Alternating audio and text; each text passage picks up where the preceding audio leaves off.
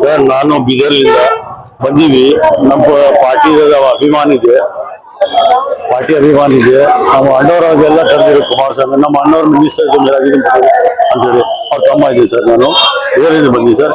ಇದು ಎಲ್ಲ ರೈತರಿಗೆ ಪ್ರಯಾರ ಏನು ಕೊಡ್ತಾ ಇಲ್ಲ, ಮಡಿ ಇಲ್ಲ, ಅದಕ್ಕೋಸ್ಕರ ಎಲ್ಲ ರೈತರು ಬಹಳ ಕಷ್ಟಗಳಿದೆ. ಎಲ್ಲ ಈ ಸರ್ಕಾರ ಎಲ್ಲ ರೈತರಿಗೆ ಒಳ್ಳೆ ಮಾಡ್ಬೇಕು ಸರ್. ಈ ತರ ಮಾಡ್ತಾ ಇಲ್ಲ. ಮತ್ ಸಂಪೂರ್ಣ ಸಾಲ ಮಾಡ್ತಾ ಇಲ್ಲ ಇವರು. ಈಗ ಈ ತರ ಹೆಂಗ್ ರೈತರಿಗೆ ಆಗುತ್ತೆ ಸರ್ ಇದು? ಈಗ ಮುಖ್ಯಮಂತ್ರಿಗಳು ಡಿ.ಕೆ. ಶಿವಕುಮಾರ್ ಅವರು ಏನ್ ಹೇಳ್ತಾರೆ, 1 ಎಕರೆಗೆ 3 ಕೋಟಿ ಮೇಲೆ ಇದಕ್ಕೋಸ್ಕರ ಸರ್ ಅದು 3 ಕೋಟಿ. ಇವಾಗ ಇನ್ನು ಅದರದ್ದು ಪರಿಹಾರ ಯಾವ ಪುಸ್ತಕ ಕೊಡ್ತಾರೆ ಸರ್ ಅವರು?